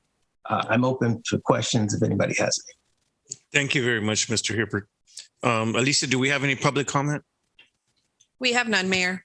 All right, I'll close public comment and bring it back to my colleagues. Mr. Montes. Yeah, so I have a question about the grant that we submitted to Congressman Costa's office. Do we have an estimated time when we would know about that? That's a very good question. I think we've made overtures to his office on several occasions. I think I've even personally met with him on another occasion at a different event and brought it up, but I haven't gotten any resolution. I know, I think our city manager made a call, I think as recently as last week to the office. I'm not sure if he got any resolution on that as well. So Ken Joe's absolutely correct. We have not heard back if we're going to be receiving additional funds. As part of the city's request, we also requested an additional $7.2 million for a drainage line in Howard from Pine to Granada. So total, we requested, if memory serves me, $8.2 million. For County Country Park, it was $850,000. And for the benefit of those community members that may be here this evening, the parks that were discussed here are development impact fees. Jim Talbert Park is going to be paid through $2 million in a grant. And then some of the other grant funds that we received were not on the list because, again, they're being paid for through different buckets of money. So the only improvements we identified, McNally Park was not on the list because that's being paid through a grant, the $609,000. And the river improvement grant was not on the list because that's being paid through a different source. So the only source of revenue that was identified on the list, Ken, that was up a few minutes ago, is only development impact fees. And so one of the things that I think would be prudent for the city to do would be to wait a little bit longer to see if we're successful in obtaining the money from Congressman Costa's office. If we're not successful, I think at that point, I think it would be, I think we would owe it to our community to sit down, sharpen our pencils, and see what else we can come up with. We've aggressively been researching grants. One of the challenges with some of the grants is that oftentimes it's very hard to find a grant to rehab a park. Most grants are for new parks. Even extension of parks is challenging. And that's one of the things that's made it really difficult for this. But going back to what Joe said, the need is there. I think collectively we recognize that. It's just a matter of identifying the funds. So that was a very long-winded response. Sorry, I mean, so you kind of answered my question. So the submittal period has ended, and then the evaluation period is ended. They just haven't announced who's been awarded. That's my understanding. Right. Correct. And so I guess if we say, okay, well, we want to direct staff to program these funds to start making those rehabs, because I know that there is a great need there, and that's a park that everybody across the whole community uses. Would there be any parallel to say, hey, okay, let's start moving forward to that, and then if we do get the grant awarded, would we be able to say, okay, now we're using these funds for that instead and put those other funds back towards other parks or other projects?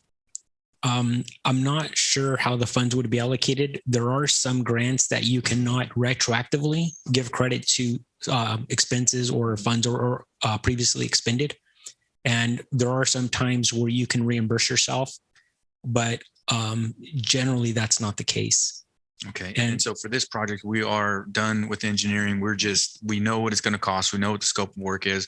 We just need to go get essentially a vendor, put an RFP out there, get a vendor and say, allocate the funds, say, hey, council says we're going to do this, and then move forward. Correct. And one of the reasons that the city made a greater ask than what the engineer's report was, is because when the engineer report was prepared, due to inflation, our costs have gone up. And so I'm not going to say I padded the numbers. That sounds somewhat misleading, but we added some additional dollars knowing that inflation has gone up and our costs are going to be higher than what they were a year and a half ago. Yeah. Because like I said, I kind of want to see like the ball start rolling on that. Because I mean, it's something that there is need for, we had some incidents out there. So we want to make sure that we're not continue to have that. And I know it's a big number. And so what is the opportunity cost? Was that potentially scheduled to go somewhere else, or there's just undeveloped parks that we have in the future, but there's nothing on the horizon right now for that 788,000? So one of the reasons that we're holding off a little bit on the 788,000, some of the other parks, the only park that we're confident in terms of how much money we owe is Almond Park. And the reason we're confident is because that park is complete and we know exactly what it cost us. The other parks on the list, which were Tozier Park, which we have a separate presentation to update the council on item E2 this evening. We have the Pecan Square Park. And then we have the last one, which I'll refer to as the KB Home Park on the south side of Cleveland. Those parks are all estimates at this point. And one thing that we know for sure is due to inflation, our costs are a little challenging right now. They're somewhat unpredictable. And council can allocate some funds. However, I would caution all of us collectively to not expend all of our funds in that account, just in case the cost of construction goes up and all of a sudden I'm coming back to council saying, council, I made an error. We need other funds. However, I think that we do have to become more aggressive to make the repairs at County Country Park. They're much needed. They're long overdue. And going back to what you said, council member, a lot of people use that park, and it's our largest park. And I think we owe it to the entire community to make those improvements. Councilwoman Gallegos. Thank you, Mayor Garcia. On behalf of Councilman Rodriguez, who's at a LAPCO conference, he would like me to share with his colleagues that he is so for going ahead with doing something with Town and Country. He said he doesn't want to see us do a Band-Aid approach again. We need to fix what's there. Not just only the community in the city of Madera uses it, the county uses it. So now I'm speaking for me and not Councilman Rodriguez. Is it possible, City Manager Rodriguez, to ask staff to bring this back by the first of the year? That would give us enough time to see if Costa's grant funding would come through by then. And if it happens to come through by then we're ready to take off after that. I think that would be appropriate, Councilwoman Gallegos. Okay. So I don't know if my colleagues agree about having staff bring this back the first of the year. Do you need a motion? Do we need a motion for that, or no, just direction? Just a general. Yeah, we're fine. Okay. Let's see. So yeah, this is an informational item only. We'll bring it back at the beginning of the year. And so we will close out item E1. Thank you very much, Mr. Heber, for this report. You're up for round two. For item E2, round 6 State of California Outdoor Recreation Legacy Partnership Program. Okay, Mr. Mayor, thank you, and council members. It's like long time no see. I think I'm back up here again. This is item E2. So this is round 6 State of California Outdoor Recreation Legacy Partnership Program. The summary of this is the Outdoor Recreation Legacy Partnership, or ORLAP, round 6. The Federal National Park Services grant program. It involves 2 competitive layers. first reviewed by California's Department of Parks and Recreation. If selected by state, then forwarded to NPS for a nationwide competition. The notice of the funding opportunity was released on July 20th, 2022. Round 6B, the Round 6B application deadline would be December 15th, 2022. This opportunity focused on communities with little to no access to publicly available close-by outdoor recreation opportunities in urban areas. This would fund the acquisition or development of new parks or substantially renovate parks in economically disadvantaged cities or towns of at least 30,000 people. The city previously committed to the construction of the Tozer Sunrise Park. And the park location, you can see, is right there, right off of Road 28, right where I have highlighted. The eligibility factors for this grant would be completion of Section 106 and NEPA, which stands for National Environmental Policy Act. The project site location in the city or town must have at least 30,000 people. There must be committed funds, and then timeline confirmation and a confirmation of land ownership for public outdoor recreation in perpetuity. Additionally, the criteria 1, poverty level and park space. 1A would be a percentage of persons below the poverty line. 1B would be existing park space within a half-mile radius. Criteria 2 regarding type of project would be 2A, type of project, new outdoor recreation features, green space, and criteria score priorities. Tozer Park, which I alluded to in the other presentation, appears to be the strongest candidate of the planned parks that we currently have. The city previously committed to paying for the park via DIF funds. The estimate for that park was $790,352. The funding does have a 50% match requirement. And if awarded, funding could alleviate some of these funds that we already have committed from the DIF. However, additional amenities, there's a requirement to have additional amenities to achieve the highest points available in the grant presentation. The estimated cost of the park will increase as amenities are added to make the application more competitive. Staff is anticipating proposed amenities that may include such additions as a basketball court, a pickleball court, or a trail loop on the outside of the park. Should the grant not be awarded, the park design will revert back to its current design, which includes playground equipment, shade structure, picnic tables, and a drinking fountain. The financial impact for this, we're setting up a consultation with QK Inc. The estimated cost for this effort would be $10,800 for NEPA compliance. Overall grant writing assistance, which would be $4,250. Park plans, which would be $2,610. And then a cultural assessment and Section 106 study, which would cost us approximately $5,720. The total for engaging with this consultant would be $23,380. Right now, we have in our parks budget appropriated $15,000 in contract services for this effort. We're looking to partner with Will Tackett's group. They have a contract in existence already, and that has $20,000 in it. And so we're looking to combine that and amend that contract to add the additional funds for this effort. Again, this is for informational purposes only, and no action is being requested from council at this time. But this is one of the items where we're looking to think outside the box and try to find some ways to make our parks better. Thank you very much, Joseph, for that report. Alicia, do we have any members of the public wishing to discuss this item? We have no public comment, Mayor.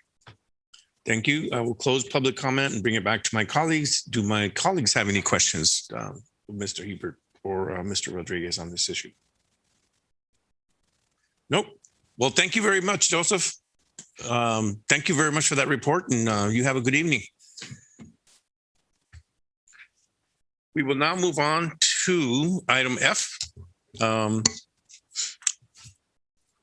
Item F is council member reports, announcements, future agenda items. This portion of the meeting is reserved for the mayor and council members to make brief reports on boards, committees, and other public agencies and public events, to request updates, to initiate future agenda items, and to take action on matters only on items specifically agendized and which meet other requirements for action. Councilwoman Gallegos. Oh, thank you, Mayor. Woohoo, right out the gates.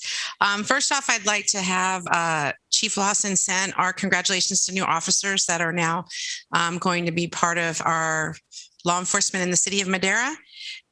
Measure T, I had a MCTC meeting, and Measure T is out there. So please spread the word. That is how we get a lot of transportation dollars that are matched in the city to do a lot of things that are needed, like widening 99 3 lanes that happen from 17 to 12. Measure T money is looking to widen 41. Measure T money is looking to maybe help us build that Westbury Bridge. Measure T money is used. I could go on and on. I know you don't want to hear it all, but it's out there on the website if you want to hear exactly in detail what Measure T will do for us. It's something that not many cities have. We've had it for years. It's just coming to the point where it's at a deadline where it's going to expire. So that's why we're out there advocating for it.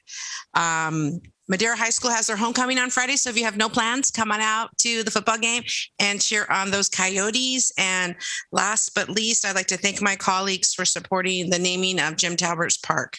And that's all, Mayor. Thank you. Thank you. Councilmember Rodriguez's is a convention at this time. Councilmember Montes. I wanted to, a lot of things that happened over a couple weeks, but I did want to give a special thank you to Arnoldo and Keith for taking or taking time out of your busy schedules and meeting with me regarding a church that well went dry right on the outside of the city boundary. I think I called and we had a meeting scheduled. It was less than 48 hours with the facility. Unfortunately, there was not too much that we could do for that facility. I did want to report that they did get a water tank delivered. And that was through Self-Help Enterprises. So it's a little different. They had to do some finagling to get it out there. So we didn't solve the problem, but I did want to say thank you. And then the church was really happy that we were able to sit down and meet. And that, stresses the importance of items like, was it D1? I appreciate that council or that staff brings those items to us to make us more efficient. Because I know we take a lot of your time in dealing with us. I want to say thank you to Maddie too, helping me out with that. So I really do appreciate that. Other than that, that's all my comment. Thank you very much. Mayor Pro Tem Evans. Yes. In lieu of the fact that so many individuals have come to me and asked me what excuse me, I just went totally blank. I'm so sorry. Yeah, right. What has happened in reference to Juneteenth? So I'm asking for it to be placed back on the agenda for a public hearing, for it to be explained as to what's going on and to just give information to the public in reference to Juneteenth. So I'm asking my colleagues to have it placed back on the agenda for public hearing.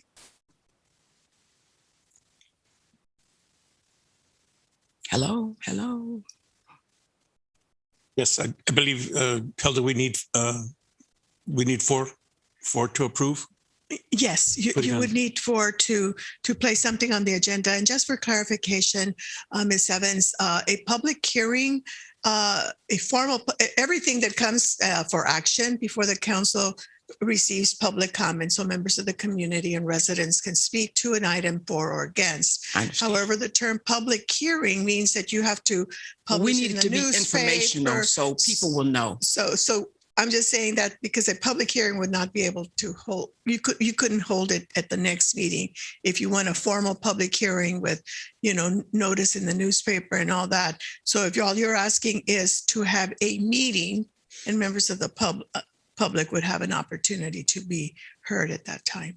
Is that what you're asking for? Yes, and for it to be explained as to what the final determination is as far as Juneteenth is concerned. So it's to place it on the agenda She wants to place something on the agenda for information. for informational Okay. purposes. Okay. Any other comments regarding this? You're going to need 4 thumbs up to. Well, I have my 1. Yeah. Well, you got 2. 3. Do we have anyone else? Can you clarify that? I'm not sure I'm understanding her motion. Well, she just wants to have, at the next meeting, she would like something placed on the agenda where it would say update on the request to have a Juneteenth holiday in the city of Madera. And that's what she would like on the agenda. And I'm just going to bring it up because members of the public may not know I know that the council is considering some of this already in closed session. So it may be, Ms. Evans, that some of your colleagues are not ready to say yes, not because they don't want to bring an update, but because they would prefer to have the matter continue to be discussed further regarding labor negotiations with the unions. And so maybe if you move it like to next month, it might be a little easier for you to get support so that some of the issues get resolved among your peers, your colleagues. Just a suggestion. Well, I would like it really to go on the next meeting if possible. Our request is for our next meeting, which would be November 2nd. Right, and that's her request, and I don't know, then she needs to get 4 persons to say yes. And I think there's only 3. So if you should now say, since that's not going forward, then we'll move it to November the 2nd then. Okay. If that's possible. Well, November the 2nd is our next meeting. It's our next meeting, yes. Yeah. Because for the simple fact, I understand we're doing negotiations, but this holiday should not have to be negotiated. This holiday is something that is for the people as far as Columbus, as far as anything else is concerned. And I definitely understand, but this item's not for discussion at this to be time. put back on the agenda. Right, and it's up to your colleagues to say yes or no. Okay. Okay. Would you be willing to move it back to the 16th of November, which is sure, that's fine. Okay. Well, I vote for that. To put Juneteenth on the agenda for November the 16th. Anyone else? Thumbs up. Thumbs up. To create a city holiday for the workers of the city of Madera. We got 1, we got 2, we got 3. So we need 4 votes. We don't have 4 votes. Okay. So we cannot put it on the agenda. The public can see, so that's fine. Okay. Councilmember Mejia. I am very concerned about the processes. I am concerned about the integrity and the respect that we have for the dais and for the position that we hold. I think that there needs to be clarification or some type of investigation. When I come here and I give my time, I respect and I serve the public, and I think that nobody is above the law. So I am just wanting for there to be respect about the way that the processes are done. I think that all of us here, we do this because we care about our community, and I just don't see, I think that the integrity of our local government is being just not respected. So I would ask for something to be done about that. I am glad that we are all recognizing Breast Cancer Awareness Month. I think that that is something very important. I'm glad to see all of us wearing here our shirts, and I would ask women to do your annual exam.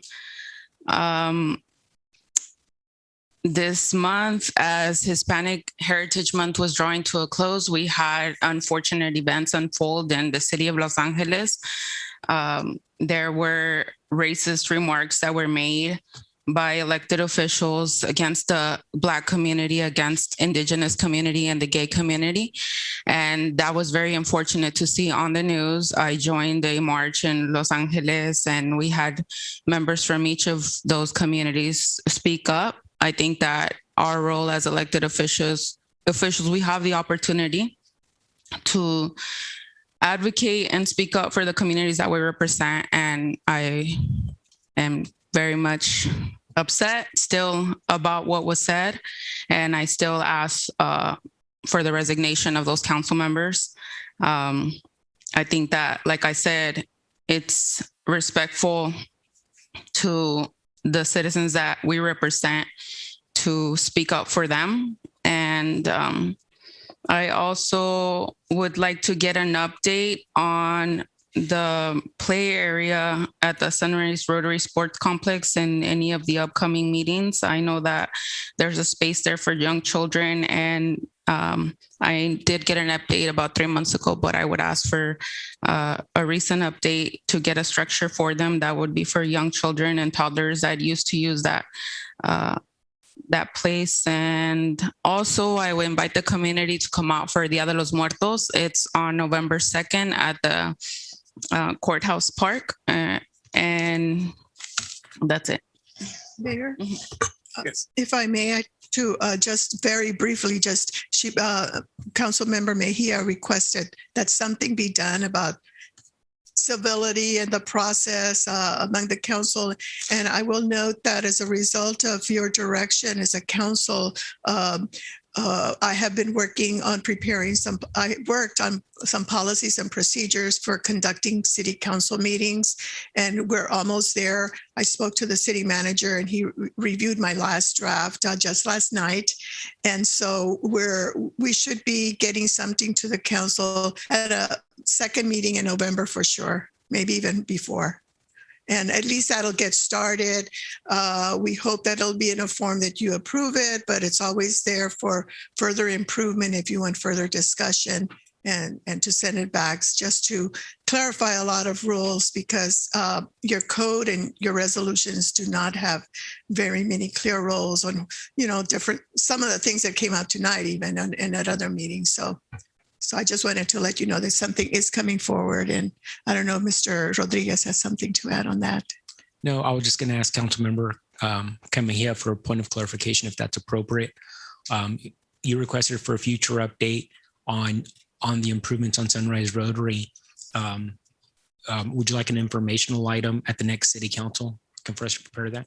Yeah, I understand that the last, it was in the process of accepting bids. So it's, the play structure for children at that park. Okay, and if that's appropriate, would it be appropriate to get 4 votes, just so we can place it on the agenda? Okay. Yeah, my vote.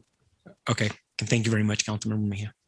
Absolutely. And Hilda, back to your point, it's very important, and we lean on you heavily for when we are having our meetings. There's some confusion amongst the council members that on different issues, they have disagreements and stuff. And so it's very important that you give a timely response to those issues so that we're doing everything correctly. So we count on you for that. And I do appreciate you and your experience, because you have years of experience.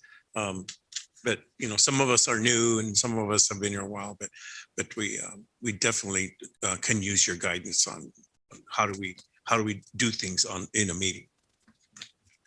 All right. Mr. Villegas. Oh, nothing to report. Alrighty.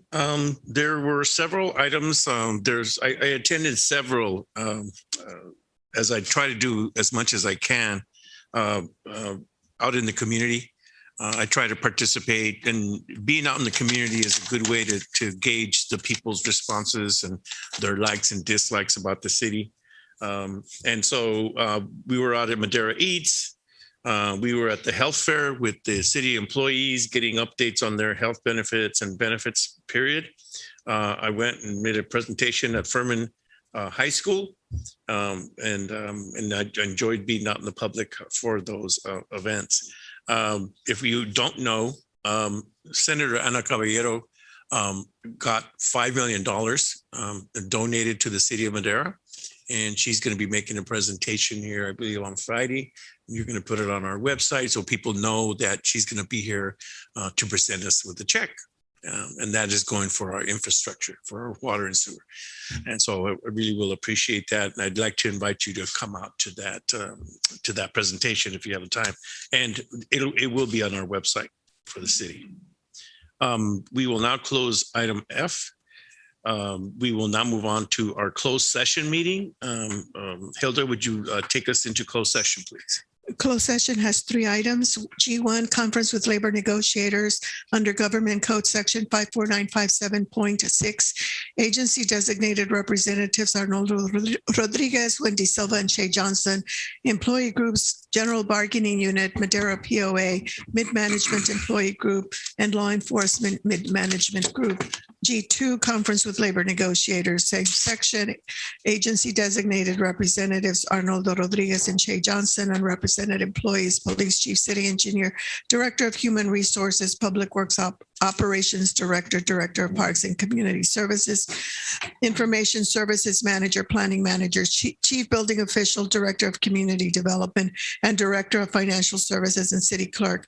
Finally, G3, public employee performance evaluation, Government Code 54957B1, title city clerk. Thank you very much for that. We do have a quorum. We will begin our closed session promptly at 8:16, which will give us a couple minutes to get ourselves organized and begin the meeting at that time.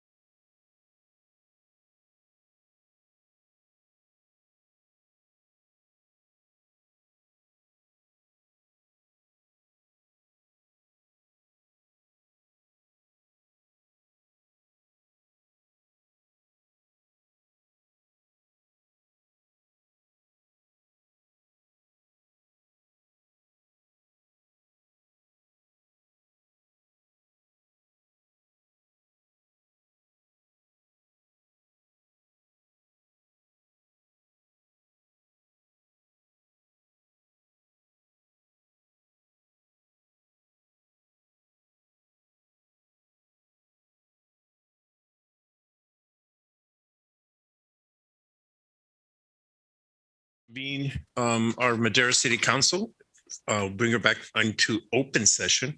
It is